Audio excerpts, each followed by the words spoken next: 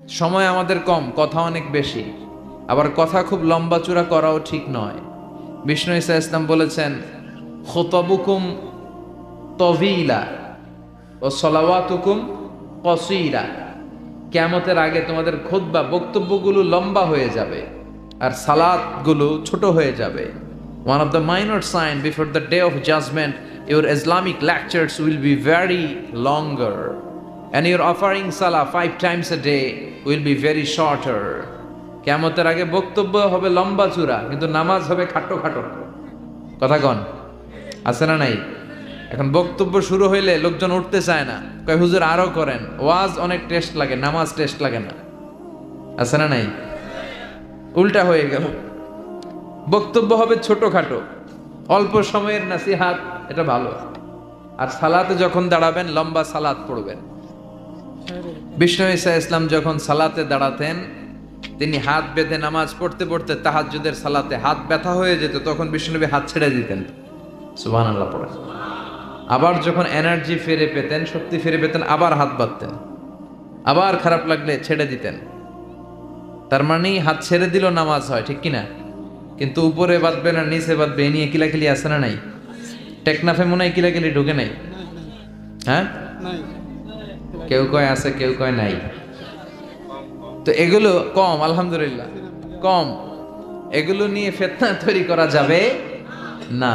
আমাদের সালাদগুলো যেন লম্বা হয়, সালাদ যেন ধীরে সুস্থে হয়। আমরা অনেকে নামাজও পড়ি, আবার ক্রিকেট খেলার দিকে মন যায়। আছে না নাই? মাশরাফি বিন মুর্তজা, এখন উনি তো আবার এমপি না? তো এমপি কি আউট হইলো না ছক্কা মারলো? টেনশন আছে না নাই? নামাজও পড়ে, টেনশনও করে, নামাজেও দাঁড়ায়, আবার সিরিয়াল শুরু হয়েছে কিনা ওই চিন্তাও করে। আর সাহাবারা যখন মরুভূমিতে নামাজে দাঁড়াতেন, মরুভূমির পাখিগুলো এসে সাহাবাদের মাথায় বসে যেত, কারণ পাখিগুলো মনে করতো এগুলো মনে হয় খেজুর গাছ। সুবহানাল্লাহ পড়বেন না? আবার বিষ্ণু বলতেন, সল্লু সলাতান মুআদ্দিয়া, মুসল্লা যখন দাঁড়াবা তুমি কল্পনা করো হতে পারে এটাই আমার জীবনের শেষ নামাজ। পারফর্ম দ্য সালা as if this is your last and final prayer. প্রত্যেক নামাজের জন্য মুসল্লা যখন দাঁড়াবেন একটু ভাববেন আর মনে করবেন হতে পারে এটা আমার জীবনের শেষ চান্স। এরপরে হয়তো আল্লাহকে সেজদা দেওয়ার সুযোগ আমি নাও পেতে পারি, ঠিক কিনা? হুট করে দুর্ঘটনা ঘটে যেতে পারে না? হ্যাঁ, কেউ যদি বোমা মেরে বসে একটা, সব শেষ। এই যে নিউজিল্যান্ডে গুলি মেরে কি করছে দেখছেন? আহা, এত নিষ্ঠুর হতে পারে একজন মানুষ, সেও তো রক্তে মাংসে মানুষ, তাকে এইভাবে গুলি করলে তার কেমন লাগতো? 50 জনের মতো মুসল্লিকে, মুসলিম নারী এবং পুরুষকে সে লাইভ শুটিং করে ঝাঁঝরা করে দিয়েছে। এই ভিডিও সে আবার ফলাও করে প্রকাশ করেছে সোশ্যাল মিডিয়াতে। আল্লাহ এগুলোর তুমি হেদায়েত দাও। আজকে কোনো মুসলমান যদি করত, পৃথিবীর সব মিডিয়াগুলো ফলাও করে প্রকাশ করত টেররিস্ট অ্যাটাক। আর খ্রিস্টানরা যদি এই কাজ করে, কয় মানসিক রোগী। কি কয়? কয় হেতে পাগল, হেতে কি?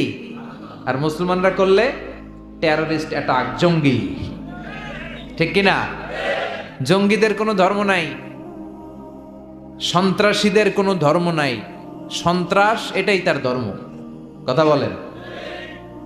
ভিডিও গেমস খেললে যেভাবে মারে, ছোট বাচ্চারা যে ভিডিও গেমস খেলে সে এইভাবে আমাদের ভাই বোনদেরকে মেরেছে। যারা এখানে প্রাণ হারালো, আল্লাহ তুমি তাদেরকে শাহাদাতের সর্বোচ্চ মর্যাদা নসিব করো। দেখেন গোটা বিশ্বব্যাপী এখন কি বলে এই লোকের ব্যাপারে। আজকে মুসলমান করলে গোটা বিশ্ব কেঁপে যেত। মুসলমানদের রক্তের এখন কোনো দাম নাই। একটা কুকুরের দাম আছে কিন্তু মুসলমানের দাম নাই। চিল্লা এখন ঠিক কিনা? আমাদেরকে গোটা বিশ্বব্যাপী মারে, অত্যাচারের স্টিম রোলার, কিন্তু আমাদের পক্ষে কেউ যে একটা ধমকি দিবে এমন কোন নেতা আমাদের নয়। এক রিসেপ তাইয়েব এরদোগান, সে গোটা মুসলিম বিশ্বের জন্য চেষ্টা করে যাচ্ছে, কিন্তু ওর পিছনেও শত্রু আছে না নাই? ওর পিছনেও টিকটিকির অভাব নাই। কথা কন? আমাদের কোনো কম্বাইন্ড মিলিটারি নাই। 50টারও বেশি মুসলিম দেশ, আমাদের একটা যৌথ সেনাবাহিনীর দরকার ছিল কি ছিল না? আমাদের যদি যৌথ একটা মিলিটারি থাকতো, পৃথিবীর কোথাও মুসলমানরা আক্রান্ত হলে, কেউ এসে আক্রমণ করলে আমাদের মিলিটারি সেখানে যে প্রতিরোধ করে তুলতো, চিল্লা এখন ঠিক কিনা? লিডারশিপ নাই, সেন্ট্রাল লিডারশিপ নাই, আমাদের কেন্দ্রীয় কোনো মিলিটারি নাই, গোটা বিশ্বব্যাপী আমরা মার খাই। উই আর ওয়েটিং ফর আল ইমাম আল মাহাদি। ইমাম মাহাদি আসার আগ পর্যন্ত কেউ আমাদেরকে একত্রিত করতে পারবে না। আজকের ইসলামিক কিতাব, যে কিতাব অন্ধকার থেকে মানুষকে আলোর দিকে নেয়, ঠিক কিনা? আলোর দিকে নেয়। আর বক্তব্য হওয়া উচিত খাটো, সালাত হওয়া উচিত লম্বা। সাহাবারা যখন সালাত পড়তেন, পাখি এসে মাথায় বসতো, আর পাখি কি মনে করত? এটা খেজুর গাছ। সাইয়েদনা আলী রাদিয়াল্লাহু তাআলা আনহুর পায়ের ভেতরে তীর ঢুকেছে, যুদ্ধে জখম হয়েছে, উনি তীর বের করতে পারে না। তীর ধরে টান দিলে উনি চিৎকার মারে। বিশ্বনবী বললেন, আকিমিস সালাহ আরিহনা বিসসালাহ ইয়া বেলাল, বেলাল ইকামত দাও। আরেক সাহাবীকে বললেন, তুমি লুকিয়ে আমরা যখন নামাজ পড়বো, তুমি আমার মেয়ের জামাই আলীর পা থেকে টেনে তীর বের করবে। বিষ্ণু যা বললেন সে তাই করলো। নামাজ চলা অবস্থায় সাইয়েদনা আলীর পায়ের কাছে যে টেনে তীর বের করেছে, ফিনকি দিয়ে রক্ত বেরিয়েছে, কিন্তু সাইয়েদনা আলী টের পায় না। উনিও নামাজ পড়ে, আমরাও নামাজ পড়ি, আমাদের নামাজের মধ্যে কোনো খুশু নাই, খুদু নাই। আল্লাহ বলেন, ক্বাদ আফলাহাল মুমিনুন আল্লাযীনা হুম ফি সালাতিহিম খাশিউন। Successful indeed are the believers who offer their 5 times salah with full of solemnity and submission. সফল তারা, ঈমান এনেছে যারা। তবে ওই মুমিন যারা নামাজে যখন দাঁড়ায় তাদের অন্তরে ভয় থাকে কার? আমাদের নামাজে তাড়াহুড়ো আছে না নাই? অনেকে দেখবেন যে রুকু থেকে সোজা হয়ে দাঁড়ানো এটা ওয়াজিব, অনেকে রুকু থেকে কোন রকম মাথা তুলে সেজদায় দৌড় মারে। দুই সেজদার মাঝখানে ধীরস্থির ভাবে বসা ওয়াজিব, অনেকে একটা সেজদা দিয়ে কোন রকম মাথা তুলে আরেক সেজদায় দৌড় মারে। আছে না নাই? টেকনাফে বোধহয় এগুলো নাই, আছে? এগুলো করা যাবে। ধীরস্থির ভাবে বিশ্বনবী সালাত পড়তে বলেছেন। এমনকি একামত দিয়েছে, জামাত শুরু হয়েছে, ওই জামাত ধরার জন্য দৌড়িয়ে যে নামাজ পড়া যাবে। No rushing in salah, no hastiness in salah. সালাতে তাড়াহুড়ো নাই, সালাতে আছে ধীরস্থিরতা, রিল্যাক্স। সালাত মানে কি? রিল্যাক্স করবেন আপনি, আরামসে দাঁড়াবেন, আরামসে রুকু করবেন। বিষ্ণু বলেছেন, ইদা উকিমাতিস সালাহ, যখন নামাজের একামত হয়ে যায়, ফালা তাআতুহা তাসআউন, তোমরা দৌড়ে দৌড়ে সালাতে যেও না। ওয়া আতুহা তামশুন, হেঁটে হেঁটে যাবা। একামত হইছে, দৌড় দিবা না, হেঁটে হেঁটে। ফামা আদরাকতুম ফাসাল্লু, যতটুকু যে পাবে ততটুকু পড়বে। ওমা ফাতাকুম ফাআতিমু, যেটা ছুটে যাবে পরে নিজে নিজে পড়বে। কবুল করে নেবে কে?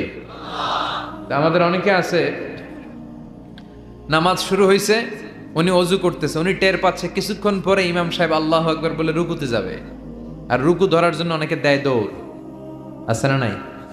টাইলসের মসজিদে অনেকে দেয় দৌড়। এক লোক দৌড় দিছে, উল্টায় পড়ছে, লুঙ্গি একদিকে, মুসল্লি আরেকদিকে। টাইলসের মসজিদে অজু করে দৌড় দিবেন না, খবরদার। অজু করে পিচ্ছিল পা থাকে, আস্তে আস্তে যাবেন, না হলে দুর্ঘটনা ঘটে যাবে। দেখেন, বিশ্বনবীর সুন্নাহ আছে যেখানে বরকত আছে, সুন্নাহ নাই যেখানে বিপদ আছে। এজন্য সালাতগুলো যেন ধীর স্থির ভাবে হয়। আবার সালাতের পরে তাসবিহ পড়ে না লোকজন, নামাজের পরে কি পড়া সুন্নাত? তাসবিহ। কিন্তু আমরা নামাজের পরে মুনাজাত দেওয়া সুন্নাত বানাই ফেলছি। আছে না নাই? আসসালামু আলাইকুম ওয়া রাহমাতুল্লাহ, আসসালামু আলাইকুম, আল্লাহুম্মা আমিন ইয়া আরহামার রাহিমিন। আছে না? তুমি কি বললো? আমিন ইয়া আরহামার রাহিমিন, এটা কি দোয়া? দোয়া করা সুন্নাহ, হাত তুলেও করতে পারেন, হাত তোলা ছাড়াও করতে পারেন, এটা জায়েজ আছে। কিন্তু সালাম ফিরানোর পরে বিশ্বনবী দোয়া করতেন না তাসবিহ পড়তেন? তাসবিহ পড়ে না, এই তাসবিহগুলো পড়ে না, সুন্নাত পড়ে দৌড়। বিশ্বনবী লম্বা সময় বসে বসে তাসবিহ পড়তেন। 33 বার সুবহানাল্লাহ, 33 বার আলহামদুলিল্লাহ, 33 বার আল্লাহু আকবার, 34 বার আল্লাহু আকবার, পড়ে না? আবার বিশ্বনবী ফরজ সালাতের পরে আয়াতুল কুরসি পড়তেন। বিশ্বনবী বলতেন, মান ক্বারাআ আয়াতুল কুরসি দুবুরা কুল্লি সালাতিন মাকতুবা লাম ইয়ামনাহু মিন দুখুলিল জান্নাতি ইল্লাল মাউত। প্রত্যেক ফরজ সালাতের পরে যে আয়াতুল কুরসি পড়বে তার জান্নাতে যেতে কোনো কিছুই বাধা দিতে পারবে না, একটা জিনিস ছাড়া, সেটা হলো মরণ। লোকটা মরে না, তাই জান্নাতে যায় না, মরলেই জান্নাতি। এত দামি ইবাদত তাসবিহ ছাড়া যাবে? কথা বলে। এজন্য ফরজ সালাতের পরে আমরা আয়াতুল কুরসি পড়ব। কি পড়বো? রাজি আছেন সবাই?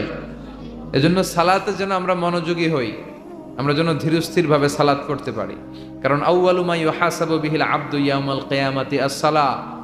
কিয়ামতের দিন সর্বপ্রথম আমাদের যে হিসাবটা আল্লাহ নেবেন সেটা হচ্ছে সালাতের হিসাব। আওয়াজ করে বলেন তো কিসের হিসাব?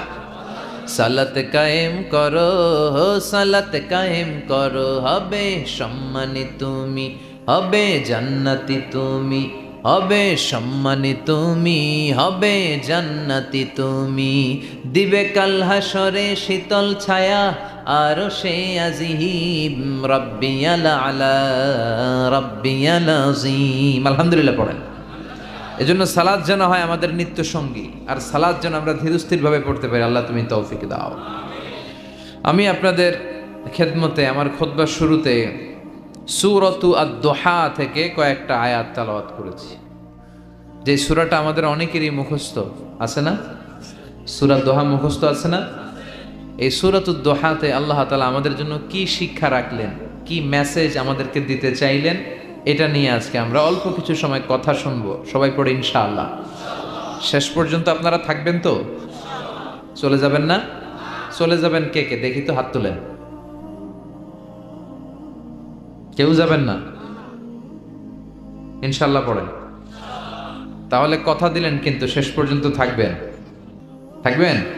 আচ্ছা, আমরা একসাথে বিদায় নিব। আর আজকে আমার এই বছরের শেষ মাহফিল। এই যে গত কয়েক মাস ধরে যে প্রোগ্রাম করতেছি, তাফসির প্রোগ্রাম, আপনাদের টেকনাফির প্রোগ্রামের মধ্যে দিয়ে আমার প্রোগ্রাম শেষ। তো এই জন্য আসুন আমরা সূরাতু আদ-দুহা, এই সূরার ভেতরে আল্লাহ তাআলা আমাদেরকে কি মেসেজ দিতে চাইলেন, তথ্য উপাত্ত দিতে চাইলেন, শিক্ষা আমাদের জন্য রাখলেন, আমরা দেখার চেষ্টা করি। সূরাতু আদ-দুহা এটা কোরআনের একটা মোটিভেশনাল সূরা, অনুপ্রেরণাদায়ক সূরা। আমরা অনেকে হতাশায় ভুগে থাকি, এজন্য আল্লাহ হতাশ মানুষদের জন্য এই সূরাটা নাজিল করলেন। সুবহানাল্লাহ পড়েন। এই পুরো সূরা জুড়ে আল্লাহ তাআলা বিশ্বনবীর ব্যাপারে অনেক কথা বলেছেন, বিশ্বনবীকে সান্ত্বনা দিয়েছেন। শুরুতেই আমরা জেনে নেই এই সূরার সেন্ট্রাল থিম বা কেন্দ্রীয় আলোচ্য বিষয় কি। এই সূরার কেন্দ্রীয় আলোচ্য বিষয় হচ্ছে হতাশ হওয়া যাবে না। মুমিন কখনো হতাশ হয়? ভরসা রাখে কার উপর? লা তাইআসু মির রাউহিল্লাহ, ইন্নাহু লা ইয়াইআসু মির রাউহিল্লাহি ইল্লাল কওমুল কাফিরুন। তোমরা নিরাশ হয়ে যেও না, হতাশ হবে না। কাফেররা, মুশরিকরা, নাস্তিকরা ছাড়া কেউ হতাশ হয় না। মুমিনরা কখনো নিরাশ হয় না, কারণ মুমিনের ভরসার আর আশার একটা জায়গা আছে না নাই? মুমিনের আশার জায়গাটার নাম কি? চিল্লায় বলেন। আমরা বিপদে পড়লে বিপদ থেকে মুক্ত করে কে? অসুস্থ হলে সুস্থ করে কে? কেউ যেটা পারে না পারে কে? কেউ যেটা দেখে না দেখে কে? কেউ যেটা দেয় না দেয় কে? সে আল্লাহ বললেন এই সূরার ভেতরে আমি তোমাদের জন্য অনুপ্রেরণা রেখেছি। এই সূরার কেন্দ্রীয় কথা হচ্ছে হতাশ হবে না, নিরাশ হবে না, হাল ছেড়ে দিও না, ভরসা রাখো। কার উপর? চিল্লায় বলেন কার উপর? মুমিন কখনো হতাশ হয়?